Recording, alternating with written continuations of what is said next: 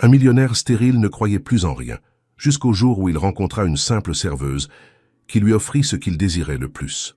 Julien Moreau avait tout ce que beaucoup considéraient comme l'apogée du succès.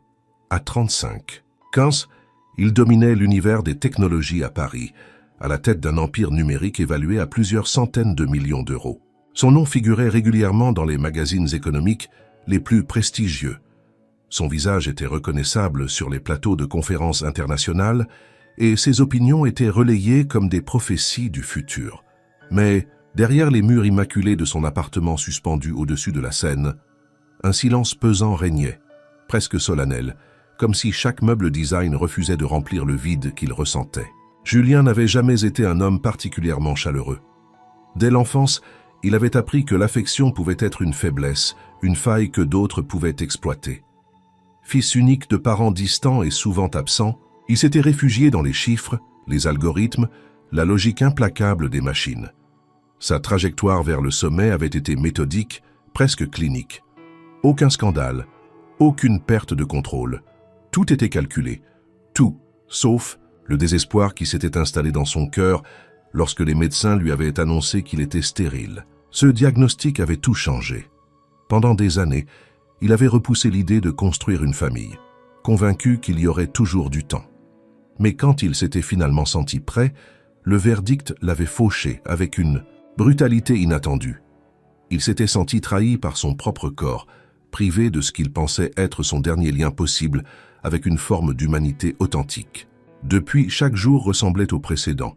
Réveil automatique à 7 heures du matin, café amer préparé par une machine sans âme, écran bleu illuminant son visage fatigué, décisions stratégiques en visioconférence, dîner, solitaire servi par des chefs invisibles. L'homme acclamé à l'extérieur était en ruine à l'intérieur. Son appartement en verre et acier, situé dans le 16e arrondissement, offrait une vue spectaculaire sur Paris. Mais il ne la regardait presque jamais. Ce qui se déroulait au dehors ne l'atteignait plus. Les rires des passants, les klaxons.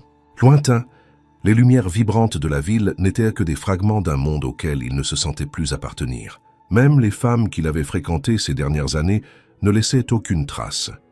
Elles étaient belles, élégantes, cultivées parfois, mais toujours éphémères. Dès que la conversation dérivait vers l'idée de futur, Julien se fermait comme un coffre-fort. Il avait essayé les solutions les plus modernes, les cliniques spécialisées à Genève, les traitements expérimentaux à Boston, les avis contradictoires de grands spécialistes à Tokyo. Rien n'y faisait. Il était biologiquement incapable de concevoir. Ce mot « incapable » résonnait encore dans son esprit comme une condamnation. Dans un monde où tout pouvait être acheté, corrigé, ajusté, cette réalité restait inflexible. Pour la première fois, Julien Moreau, l'homme qui contrôlait tout, ne pouvait rien faire. Son entourage professionnel s'était rapidement adapté à sa nouvelle froideur. Les sourires avaient disparu, remplacés par une efficacité mécanique. Les rares amis qu'il avait se résumaient à des relations d'affaires trop polies pour poser des questions personnelles. Il ne répondait plus aux invitations, ne célébrait plus les victoires, ne buvait plus de champagne. Même ses parents, désormais retraités dans une villa du sud de la France, ne recevaient plus que des messages laconiques. Les jours passaient sans accroc, sans surprise. Il travaillait, mangeait, dormait. Il ne rêvait plus. Et dans cette routine parfaitement huilée, quelque chose en lui se détériorait lentement, silencieusement, comme un moteur qui tourne à vide. Il n'espérait plus rien, ni amour, ni consolation, ni miracle. Il était devenu un fantôme de chair et d'or. Mais ce qu'il ignorait encore, c'est qu'un soir banal, sans raison apparente, une décision minuscule allait briser cette boucle infernale. Une promenade sans destination, une rue prise au hasard, une porte poussée mécaniquement, et derrière cette porte, un monde qu'il n'aurait jamais imaginé. Un simple café de Montmartre et une serveuse. Pas une femme fatale, pas une figure mondaine, juste une voix, un regard, une présence. Avant ce soir-là, Julien pensait avoir tout perdu. Mais la vie, capricieuse et silencieuse, s'apprêtait à lui rappeler que certaines histoires ne naissent pas dans les plans minutieusement dessinés, mais dans les instants les plus ordinaires, ceux qu'on oublie jusqu'à ce qu'ils nous sauvent. Ce soir-là, Paris respirait une douceur inattendue. Le printemps effleurait les toits avec timidité, et l'air semblait suspendu entre deux saisons. Julien, d'habitude cloîtré dans ses habitudes rigides, avait ressenti une étrange impulsion. Il avait quitté son bureau plus tôt, sans explication, sans but précis. Ses pas l'avaient conduit hors du confort glacé de son quartier habituel, loin des avenues haussmanniennes et des salons privés, jusqu'aux ruelles pavées de Montmartre. Il n'y avait pas mis les pieds depuis des années. Trop chaotique, trop populaire, trop vivant. Et pourtant, ce soir, quelque chose l'avait attiré là, comme si une force invisible tirait les ficelles de son destin. En remontant une rue bordée d'immeubles anciens et de volets bleus écaillés, ses yeux furent captés par une lueur chaude venant d'un petit établissement en angle. L'enseigne indiquait simplement « Le Nid ». À travers la vitre, embuée, il aperçut quelques tables en bois, des livres entassés sur des étagères tordues, des lumières douces pendues à des fils apparents. Tout en ce lieu semblait artisanal, imparfait, presque fragile. Sans réfléchir, il poussa la porte. Le tintement de la clochette au-dessus de l'entrée coupa brièvement les discussions feutrées des clients. Julien entra comme on entre dans un autre monde. L'odeur du café fraîchement moulu se mêlait à celle des pâtisseries sortant du four. Il y avait de la musique, une vieille chanson française des années 60, jouée à peine assez fort pour être entendue. Il se dirigea vers une table au fond, à l'abri des regards, plus par réflexe qu'autre chose. Et puis elle apparut. Elle portait un tablier bleu ciel taché de farine, ses cheveux châtains noués en un chignon désordonné, et un sourire qui semblait né d'un autre siècle. Elle s'approcha de sa table avec un carnet de notes dans la main, mais ce fut son regard qui le désarma. Ce regard-là n'avait rien de professionnel. Il ne le jaugeait pas, ne le classait pas, ne cherchait ni à impressionner ni à séduire. Il le voyait, vraiment. « Bonsoir. Vous avez déjà choisi ou je vous aide à trouver votre bonheur ?» Julien, pris au dépourvu, ne répondit pas immédiatement. Il n'avait pas prévu de venir ici, encore moins de commander quoi que ce soit. Il observa la carte posée devant lui sans la lire. Un café, noir. Elle nota, hocha la tête, puis s'éloigna. Il la suivit du regard. Elle bougeait avec aisance, glissant entre les tables comme si elle faisait partie des murs. Elle riait avec un couple âgé près de la fenêtre, apportait un gâteau à une enfant qui dessinait sur une serviette en papier. Tout en elle respirait la vie, une vie brute, sincère, sans artifice. Quand elle revint avec le café, elle le posa avec délicatesse devant lui. « Voilà. Sans sucre, mais si vous changez d'avis, il y en a sur la table. Ici, on ne juge pas les goûts des gens. » Julien la fixa un instant. Il avait croisé des milliers de visages, engagé des dizaines de personnes au CV impressionnant, vécu des dîners mondains en compagnie de femmes splendides. Mais il ne se souvenait pas de la dernière fois qu'un simple échange lui avait donné l'impression d'exister. « Vous travaillez ici depuis longtemps ?» demanda-t-il, étonné lui-même de poser une question si banale. « 5 ans, répondit-elle en s'asseyant brièvement sur le bord d'un tabouret à proximité. « C'est petit, mais c'est à moi, enfin en partie. J'aide le patron à gérer. Et vous, vous êtes du quartier? Je ne crois pas vous avoir déjà vu. » Julien hésita. Il aurait pu mentir, dire qu'il passait par là, mais quelque chose dans la franchise d'Élodie, car elle avait discrètement glissé son prénom dans la conversation, le poussait à répondre honnêtement. « Non, je ne sais pas pourquoi je suis ici. J'ai juste marché. » Elle ne rit pas, ne s'étonna pas non plus. Elle inclina légèrement la tête. « Alors peut-être que vous étiez censé venir ici ce soir. Parfois, ce sont les pas qu'on ne planifie pas qui nous emmènent le plus loin. » Julien sourit, un mouvement rare sur son visage figé. Il but une gorgée de café. Amer, oui, mais étrangement réconfortant. Il resta là plus d'1 heure, sans regarder sa montre une seule fois. Il l'observait en silence, écoutait le bruit du lieu, la musique, les éclats de voix. Pour la première fois depuis longtemps, il ne voulait pas être ailleurs. Quand il se leva pour partir, elle lui lança un simple « À bientôt ?» sans insister. Il acquiesça, surpris de se surprendre à espérer que cette promesse implicite se réalise. Sur le chemin du retour, Paris semblait différente. Les rues avaient un éclat qu'il n'avait pas remarqué depuis des années, et dans son cœur, quelque chose d'infime, presque imperceptible, avait bougé. Julien retourna au café 3 jours plus tard, puis 2 fois la semaine suivante. Il ne savait pas exactement ce qu'il cherchait, ni ce qu'il espérait trouver. Peut-être voulait-il simplement retrouver ce sentiment fugace d'apaisement qui l'avait envahi ce premier soir. Le Nid était devenu un contrepoint à son monde, un lieu où personne ne connaissait son nom, ses échecs, ses millions. Un endroit où il n'était pas Julien Moreau, le magnate de la tech, mais juste un homme parmi d'autres, commandant un café noir dans un coin tranquille. Élodie ne posait pas de questions. Elle le saluait toujours avec le même sourire, ni envahissant, ni distant, comme si sa présence était attendue mais jamais exigée. Elle ne cherchait pas à combler les silences, ne s'extasiait pas sur ses vêtements de marque, ne tentait pas de deviner qui il était. Et c'est précisément cette absence de curiosité condescendante qui rendait sa compagnie si rare. Un après-midi, alors qu'il entrait dans le café sous une pluie fine, il la vit à travers la vitre avant même d'ouvrir la porte. Élodie était accroupie près de l'entrée, tendant une assiette de quiche encore tiède à un homme allongé contre le mur. Il portait plusieurs couches de vêtements dépareillés, sa barbe hirsute mêlée à la pluie. Elle lui parlait doucement, comme à un ami de longue date, les yeux pleins de compassion mais sans pitié. Julien resta un instant figé, le cœur légèrement serré. Il observa la scène, invisible derrière son parapluie.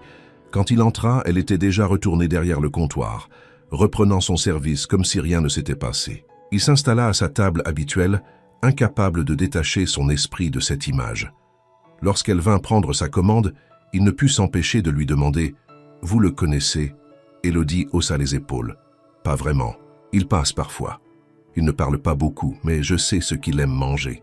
Et parfois, un repas chaud, ça peut sauver une journée entière. » Julien hocha la tête, silencieux. Ce geste simple et pourtant bouleversant avait fissuré quelque chose en lui. Il avait grandi dans un monde où la charité était un item fiscal, où l'aide s'offrait avec caméra et contrat. Ce qu'il avait vu chez Élodie n'était ni stratégie ni posture. C'était un élan, un réflexe, une bonté brute sans audience. Les jours suivants, il se surprit à attendre le moment où elle viendrait prendre sa commande. Il notait les détails, la manière dont elle coinçait un stylo derrière son oreille, le petit rire qu'elle laissait échapper lorsqu'un client fidèle racontait une blague douteuse, la tendresse avec laquelle elle corrigeait les erreurs d'un jeune serveur débutant. Elle n'était pas parfaite, loin de là. Mais elle était vraie. Julien commença à revenir presque chaque jour, souvent à la même heure. Il ne parlait pas beaucoup, mais il écoutait, il apprenait. Et, sans le vouloir, il laissait tomber ses défenses. Un matin, il arriva plus tôt que d'habitude et la trouva en train de ranger des livres dans un coin du café. « Besoin d'un coup de main ?» demanda-t-il à sa propre surprise. Élodie releva la tête, les yeux brillants de fatigue. « Seulement si vous êtes prêt à affronter une pile d'ouvrages poussiéreux sur la psychologie enfantine et les romans à l'eau de rose. » Il s'approcha, retroussa les manches de sa chemise et s'accroupit. Ce fut leur première vraie conversation. Ils ne parlèrent pas de leur vie respective, mais d'histoire, de livres, de musique. Il découvrit qu'elle jouait un peu de piano, qu'elle adorait les films italiens des années 70, qu'elle détestait les parapluies, mais adorait la pluie. Chaque mot qu'elle disait creusait un peu plus sa curiosité. Elle n'essayait jamais de le séduire. Et peut-être était-ce cela qui le séduisait tant. Quand il rentra chez lui ce soir-là, Julien réalisa qu'il avait souri plus en 1 heure qu'en 1 mois. Il s'arrêta devant la baie vitrée de son appartement. Paris brillait sous la pluie. Pour la première fois depuis longtemps, il sentit qu'il voulait rester en vie pour autre chose que ses entreprises. Il ne comprenait pas encore ce que cela signifiait, mais il savait qu'il voulait la revoir. Encore. Le printemps avançait doucement dans les rues de Montmartre. Les terrasses se remplissaient de rires et de promesses. Les arbres bourgeonnaient. Et dans le nid, les clients commençaient à commander des glaces artisanales au lieu des chocolats chauds. Julien venait presque tous les jours maintenant.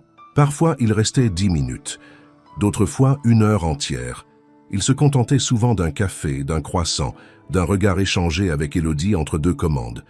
Mais ce jeudi-là, la salle était calme. Une pluie fine maintenait les promeneurs à distance. Julien, arrivé en fin d'après-midi, trouva le café presque vide. Élodie nettoyait distraitement une table près de la fenêtre. Lorsqu'elle le vit entrer, son visage s'illumina d'un sourire discret. Elle lui fit signe de venir s'asseoir. « Vous êtes toujours là quand il pleut » remarqua-t-elle en plaisantant. « Je commence à croire que vous aimez l'humidité. Ou peut-être que c'est la pluie qui me pousse ici » répondit-il en retirant son manteau. Elle posa une tasse devant lui et s'installa en face, chose rare. Ils restèrent un instant en silence, écoutant le clapotis de l'eau sur les vitres. Puis, sans prévenir, Élodie soupira comme si une digue intérieure venait de céder. Vous savez, parfois on se demande ce qu'on ferait si la vie avait été différente. Julien haussa un sourcil. Elle n'avait jamais parlé ainsi.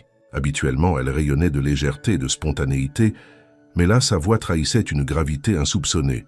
Je veux dire, si mes parents étaient encore là, s'ils n'étaient pas morts dans cet accident idiot, si j'avais eu le choix de faire des études au lieu de travailler à 16 ans, si mon frère n'avait pas eu besoin de moi à chaque instant, est-ce que je serais ici, aujourd'hui?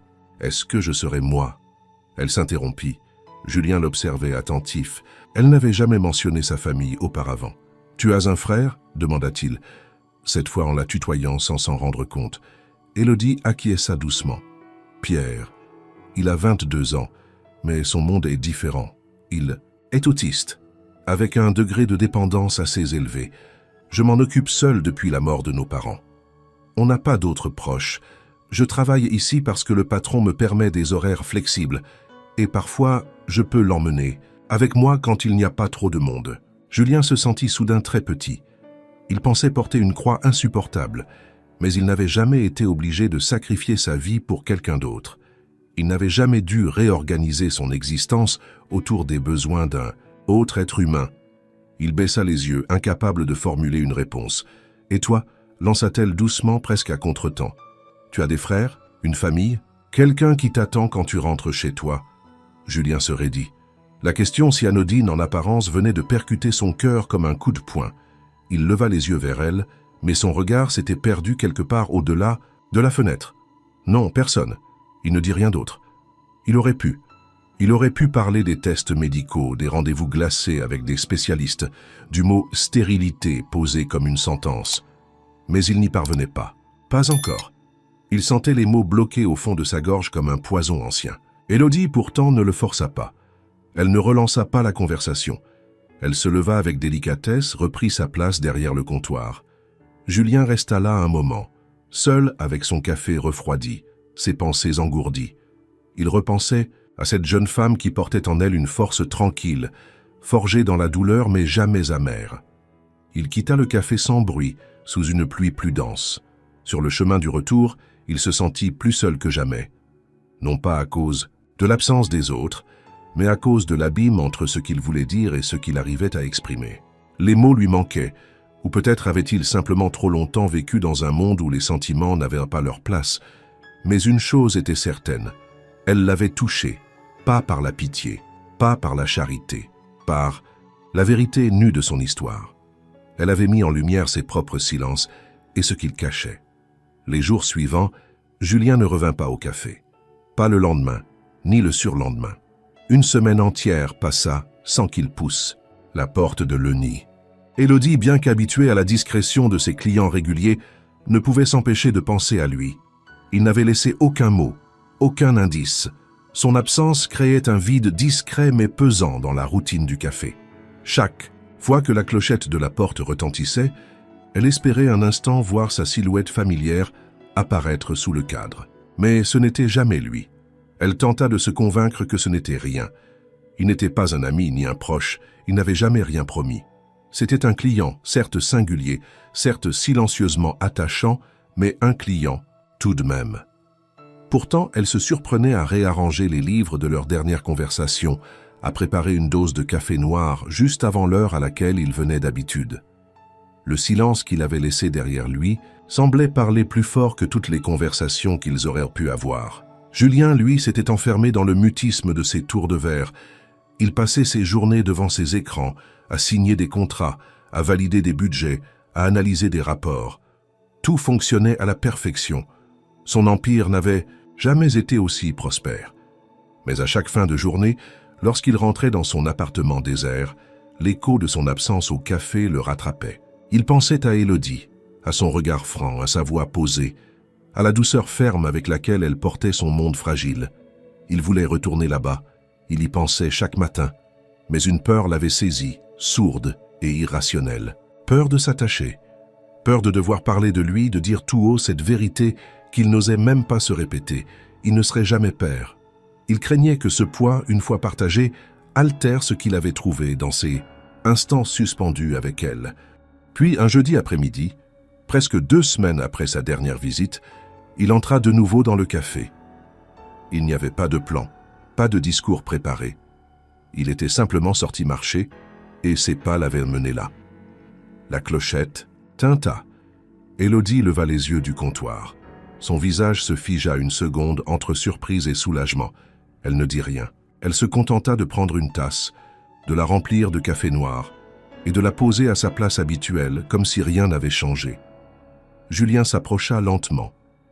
Il déposa un sac brun sur la table avant de s'asseoir.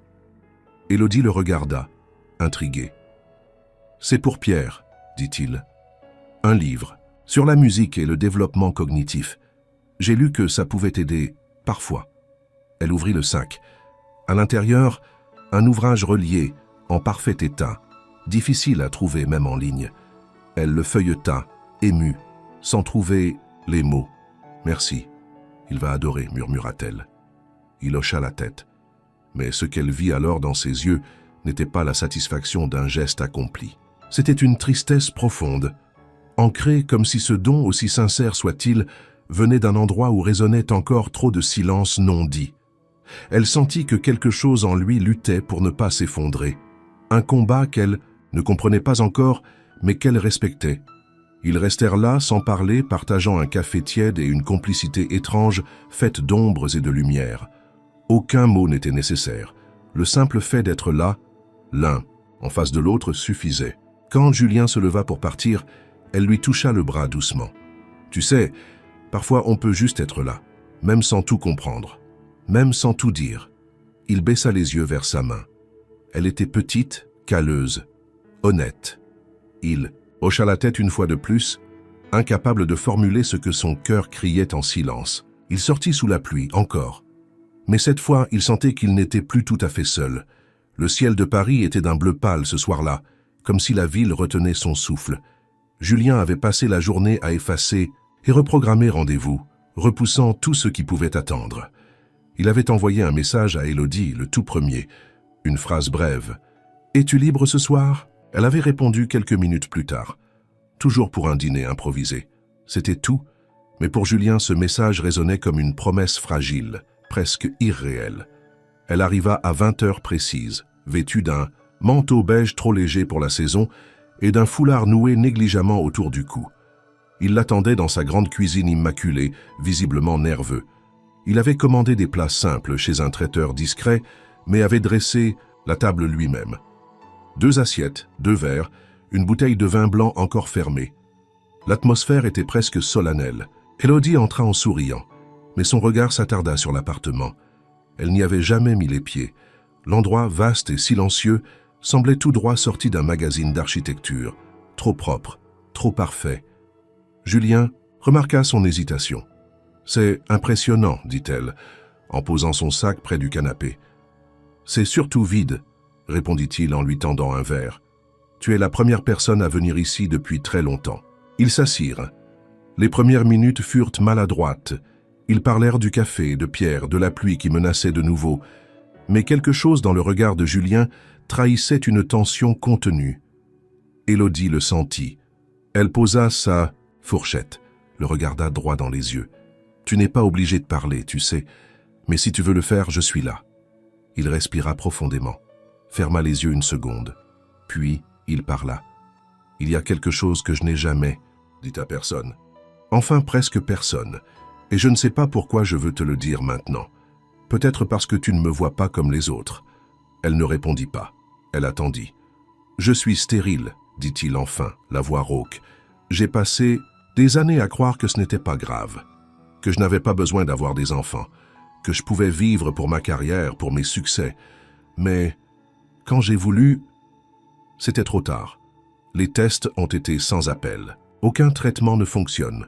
Aucun espoir. » Un silence lourd s'abattit dans la pièce. Julien fixait son assiette, les mâchoires serrées, attendant une réaction. Rejet, pitié, gêne, tout lui semblait possible. Il avait l'impression de se mettre à nu, de poser sur la table la partie la plus douloureuse de son histoire. Mais ce qui vint le désarma totalement. « Tu sais, dit-elle lentement, Tu peux encore donner beaucoup au monde. Peut-être pas de la façon dont tu l'avais imaginé, mais à ta manière. Et parfois, ce qu'on offre sans le savoir devient bien plus précieux que ce qu'on croyait vouloir. » Elle n'avait pas prononcé ces mots pour le consoler. Ils n'étaient ni doux ni calculés. Ils étaient vrais. Et pour la première fois depuis qu'il avait entendu ce mot « stérile », il ne se sentit ni réduit ni diminué. Juste, accepté. Julien releva les yeux.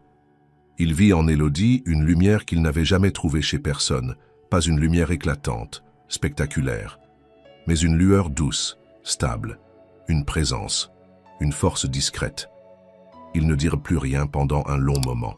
Ils mangèrent, écoutèrent de la musique en sourdine, partagèrent un silence qui ne pesait pas. Plus tard, en raccompagnant Élodie à la porte, Julien hésita à la retenir. Mais il savait que ce n'était pas le moment. Elle se tourna vers lui avant de sortir. « Merci pour le dîner et pour la confiance. » Puis elle s'en alla, laissant derrière elle une pièce encore réchauffée par sa présence. Julien resta là, immobile, le regard tourné vers la porte fermée. Il ne le savait pas encore, mais quelque chose avait changé ce soir-là. Ce qu'il avait toujours caché était désormais à l'air libre. Et au lieu de le briser, cela lui avait permis de respirer.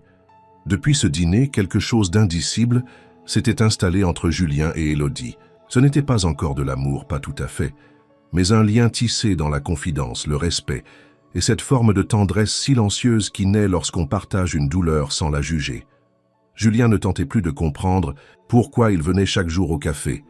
C'était devenu aussi naturel que de respirer, et Élodie, elle, l'accueillait sans attente, avec cette constance discrète qui en disait long sur sa façon d'aimer le monde. Un samedi matin, il la vit sortir précipitamment du café, visiblement pressée, les clés à la main, un sac rempli de documents sous le bras.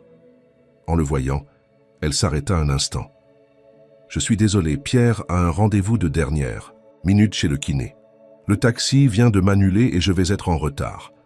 Je peux t'y emmener, dit-il sans réfléchir. » Elle parut surprise, presque sur la défensive. « Non, ce n'est pas grave, je vais me débrouiller. C'est gentil, mais j'insiste, j'ai du temps.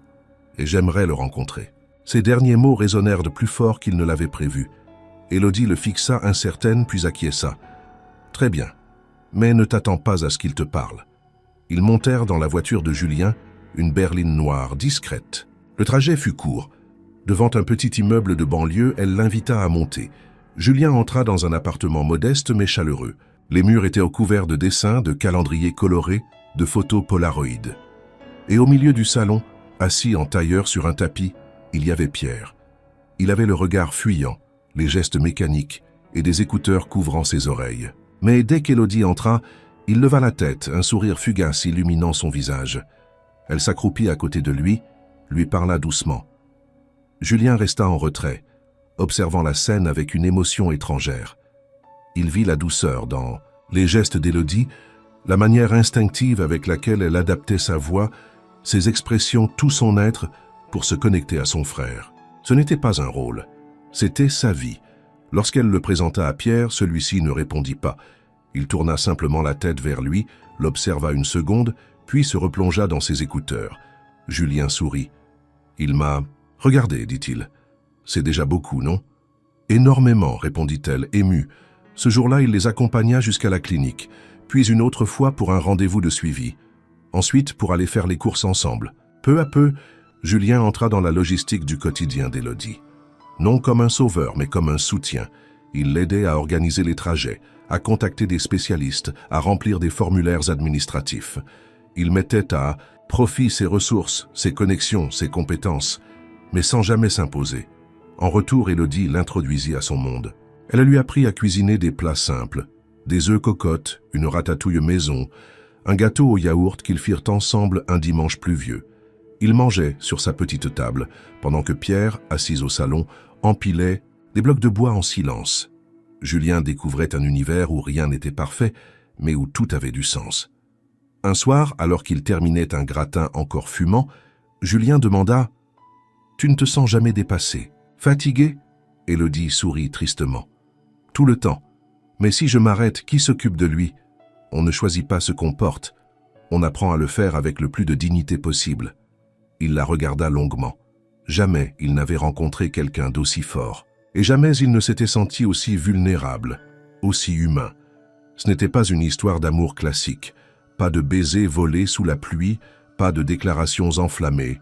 C'était autre chose, quelque chose de plus profond. Deux âmes cabossées qui s'apprenaient à se faire confiance.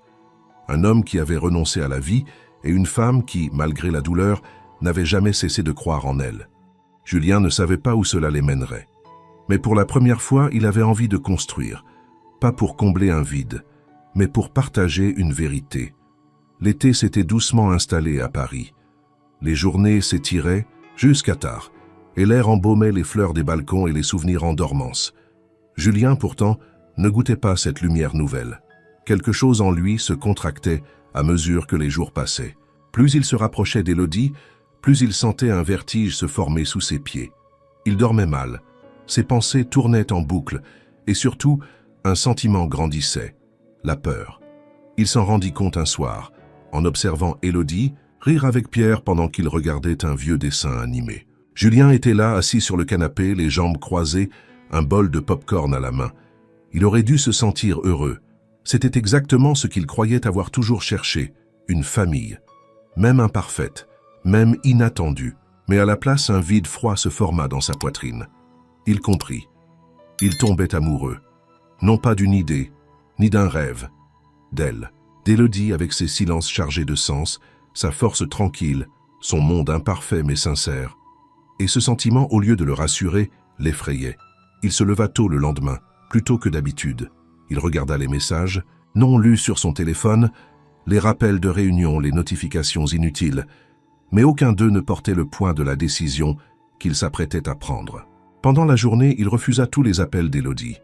Il ne répondit pas à ses messages. Pas de justification, pas d'excuse. Il savait que c'était lâche. Mais il ne voulait pas entendre sa voix.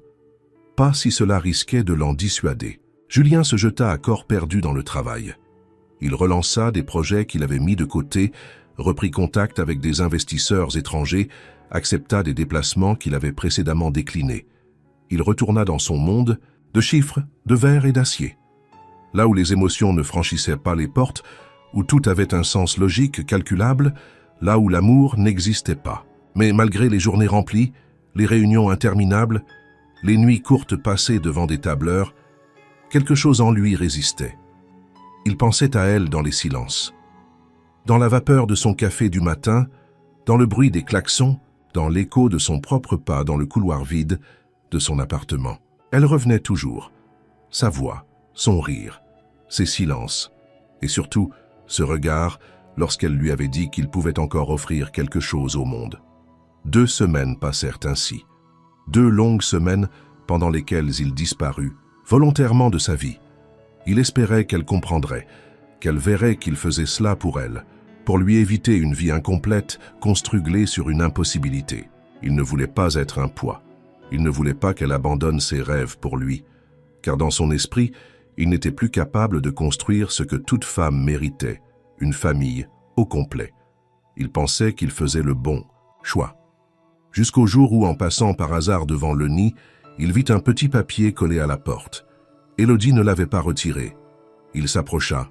C'était une simple note manuscrite, griffonnée à la hâte mais lisible. « Tu m'as donné ce que personne ne m'avait jamais offert, un espace pour rêver à nouveau. Mais ceux qui ne croient pas, fuient toujours. Et fuir n'a jamais protégé personne. » Julien resta figé, les yeux fixés sur le papier. Une détonation intérieure. Il comprit brutalement que ce qu'il croyait être un sacrifice était en réalité une fuite.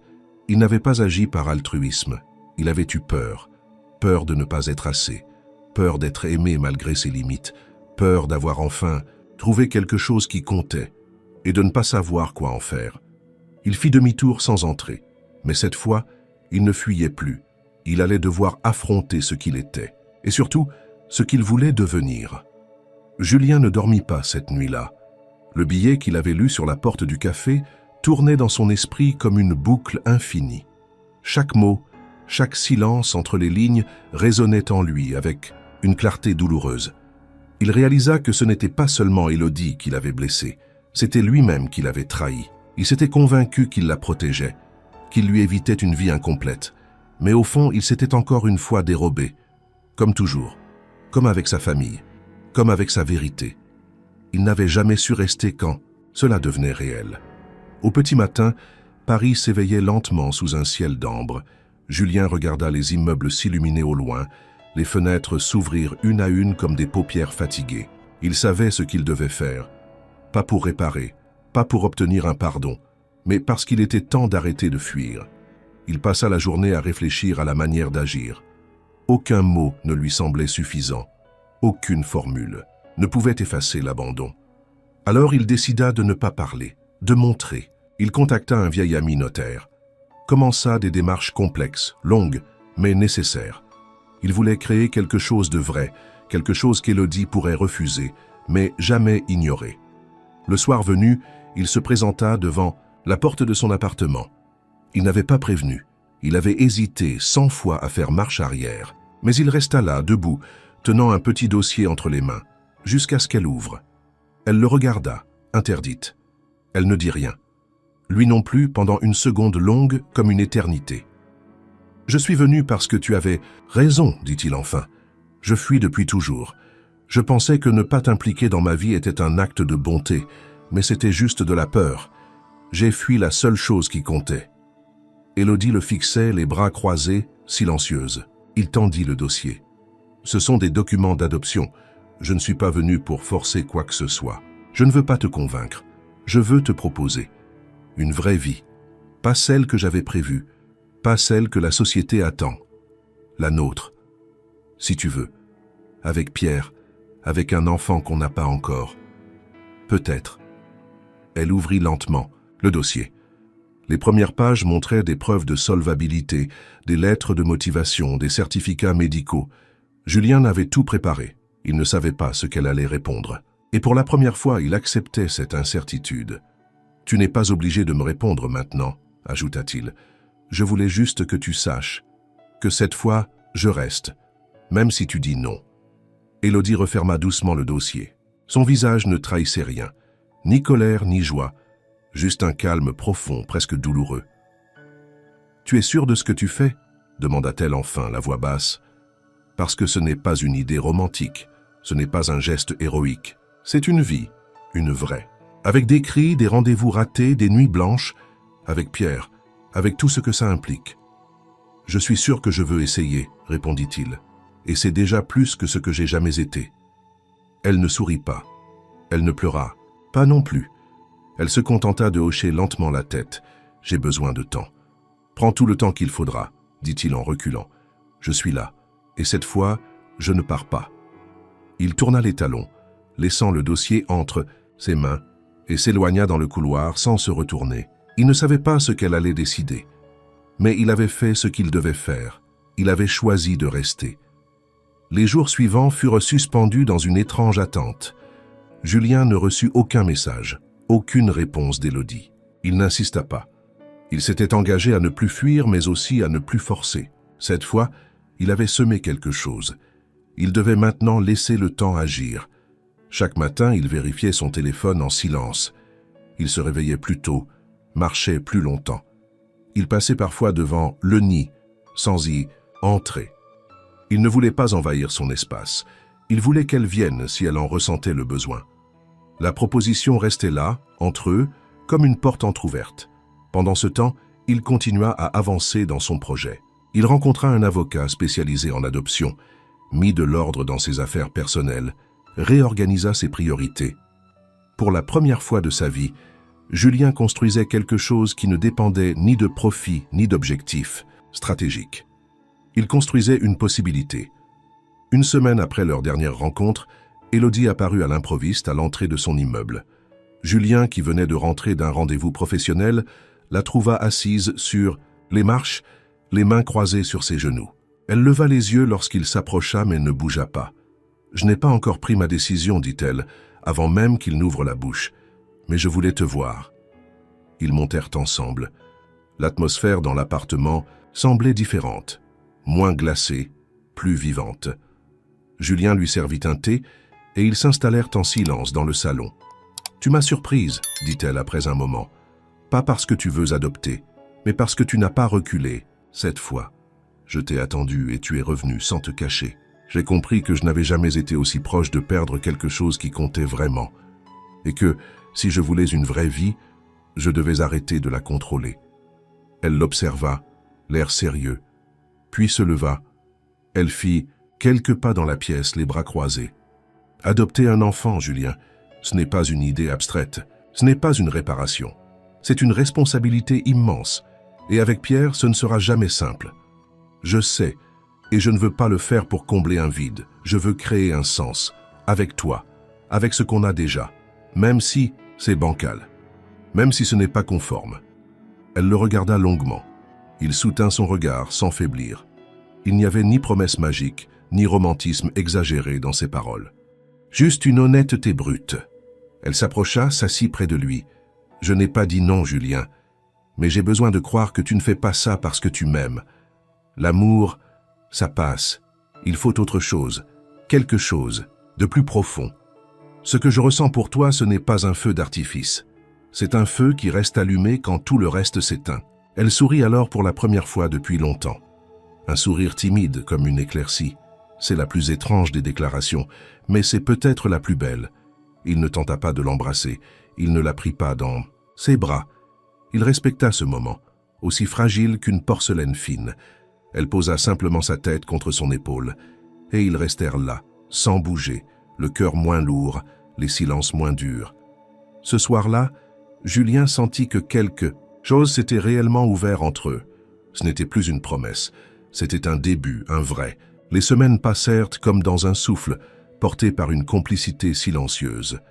Julien et Élodie n'avaient pas encore défini ce qu'ils étaient l'un pour l'autre, mais une évidence s'imposait. Ils formaient un noyau. Un centre, pas encore une famille, mais plus que deux individus liés par une suite de rencontres fortuites.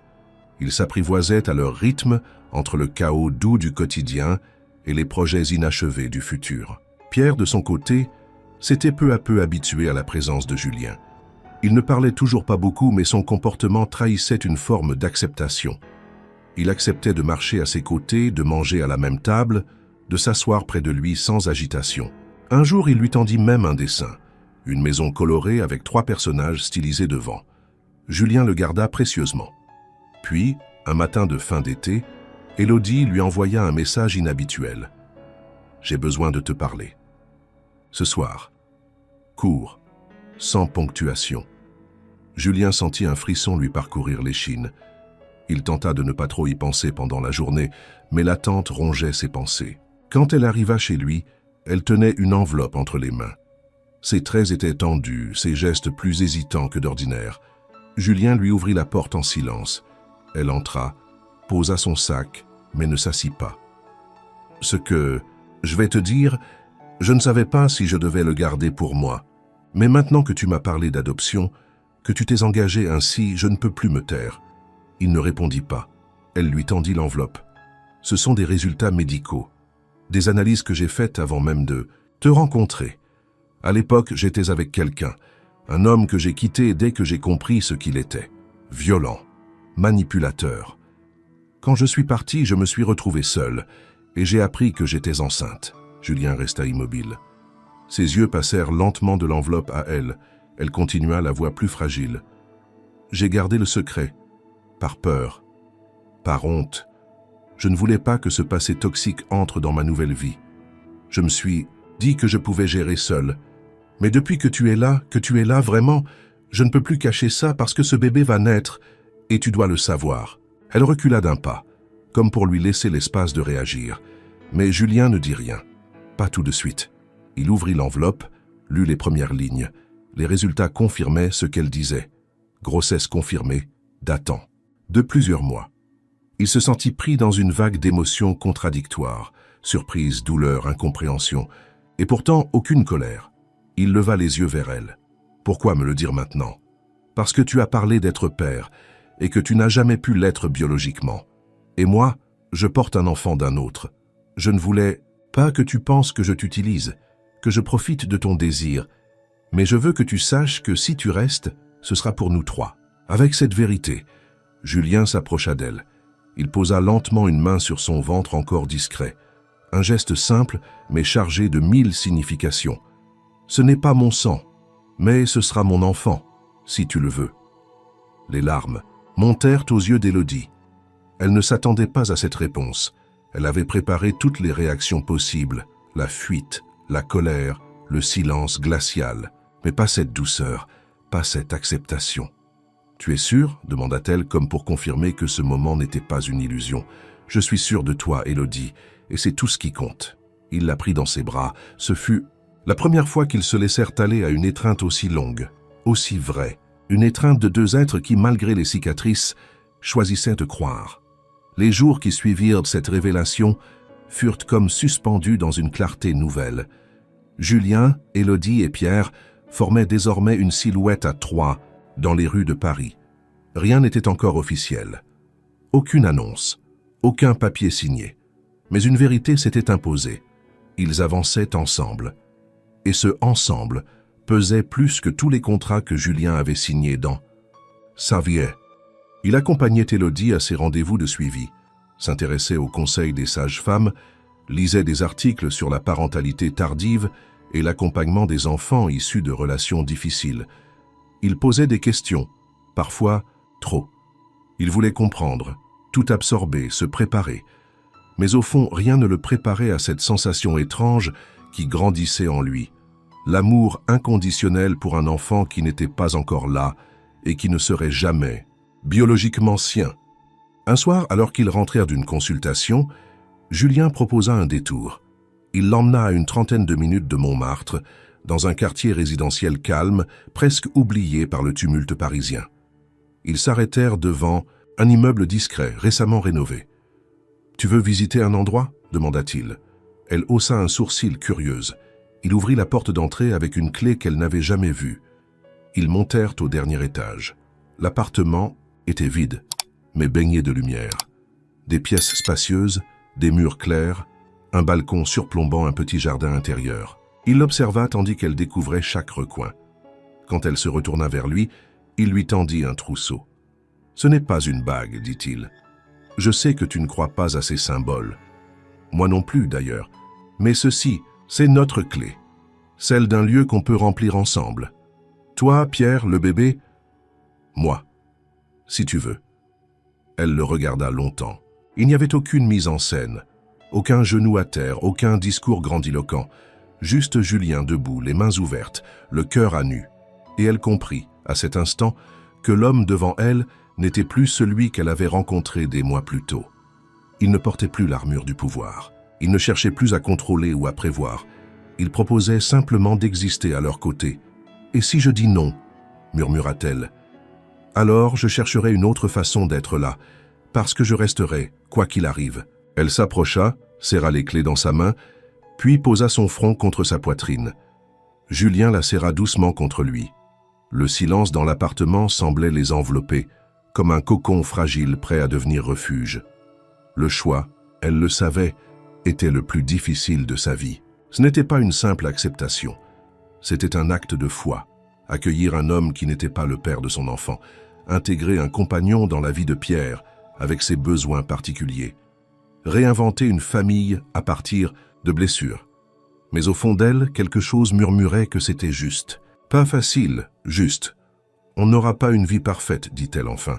Il y aura des jours durs, des doutes, des larmes, et des rires, compléta-t-il, et des gâteaux brûlés, et des petits pieds qui courent sur le parquet. Elle releva, la tête sourit. Cette fois, il l'embrassa. Un baiser lent, respectueux, profond. Le genre de baiser qui ne promet pas un conte de fées, mais une vie réelle. Et dans cette vie, ils avaient décidé de croire ensemble. Le ciel de Paris était d'un gris doux ce matin-là, comme si la ville entière retenait son souffle. Dans une petite maternité du 12e arrondissement, les couloirs résonnaient des bruits familiers des nouveaux départs, des pas pressés, des rires étouffés, des pleurs naissants. Julien était debout, immobile, face à une porte close, les mains tremblantes, malgré tous les discours rassurants qu'il s'était répétés pendant des semaines. De l'autre côté, Élodie donnait naissance à l'enfant d'un passé qu'elle avait surmonté. Un enfant qu'il avait choisi d'aimer avant même de le rencontrer. L'attente paraissait interminable. Pierre était assis à côté de Lui, un casque sur les oreilles, balançant doucement la tête au rythme d'une chanson connue de lui seul. De temps en temps, il levait les yeux vers Julien, comme pour vérifier qu'il était encore là. Julien lui souriait à chaque fois, comme une promesse muette. Puis la porte s'ouvrit. Une infirmière apparut, le visage éclairé d'un sourire discret. « Vous pouvez entrer. » Il n'attendit pas une seconde de plus. À l'intérieur, Élodie était allongée, les traits fatigués mais rayonnants. Dans ses bras, un petit corps enveloppé dans un drap blanc, endormi, paisible. Julien s'approcha, le souffle court. Elle leva les yeux vers lui et d'un geste silencieux lui tendit l'enfant. « Il est à toi, lui dit-elle. Il est à nous. » Julien prit le bébé avec une précaution infinie. Il sentit son poids, si léger, si réel. Il observa son visage, ses paupières fermées, ses petits doigts repliés. Une chaleur inconnue se propagea en lui, balayant les années de silence, de doute, d'attente. Il ne comprenait pas comment c'était possible, mais il savait que c'était vrai. Il était père. Il s'assit près d'Élodie, le bébé contre lui. Elle posa une main sur la sienne, leurs doigts entrelacés autour de ce nouveau cœur. Aucun mot n'était nécessaire. Tout était dit dans ce silence plein. Plus tard, dans la chambre, Pierre s'approcha timidement du berceau. Il regarda longtemps le bébé, puis se tourna vers Julien. « Papa ». Le mot fut prononcé avec hésitation, comme un essai, mais il résonna dans la pièce comme un miracle. Julien sentit son cœur se contracter. Il s'agenouilla devant Pierre, le regard embué. « Merci ». C'était tout ce qu'il pouvait dire. 2 syllabes pour répondre à ce mot qu'il avait cru ne jamais entendre. Les jours suivants furent faits de couches, de biberons, de nuits hachées, de rires étouffés. L'appartement qu'il avait offert à Élodie devint un vrai foyer. Il apprit à porter un bébé d'une main et à répondre à des mails de l'autre. Il oublia les réunions non essentielles, redéfinissant ses priorités. L'empire de Julien Moreau continua à tourner, mais son cœur, lui, battait désormais au rythme de 3 autres vies. Un soir d'automne, alors que les feuilles tombaient, en silence dans le jardin, ils dînèrent tous ensemble, simplement. Pierre dessinait à côté, Élodie berçait leur fils, et Julien racontait une histoire inventée. Quand il leva les yeux, il vit Élodie le regarder avec une lumière douce dans les yeux. Une lumière qu'il n'avait pas vue depuis des années, celle qu'il avait perdue, celle qu'il pensait morte à jamais. Il comprit alors que ce n'avait jamais été une question de sang, ni de biologie, ni de destin. Il s'agissait d'amour, de choix, de courage, et que le plus grand miracle n'était pas d'avoir un enfant, mais de se laisser transformer par lui. Ce soir-là, Julien sortit sur le balcon. Il regarda Paris s'étendre sous ses pieds. Les lumières scintillaient comme des milliers de réponses à une même question. Et il pensa, l'impossible parfois est juste ce qu'on n'a pas encore osé aimer.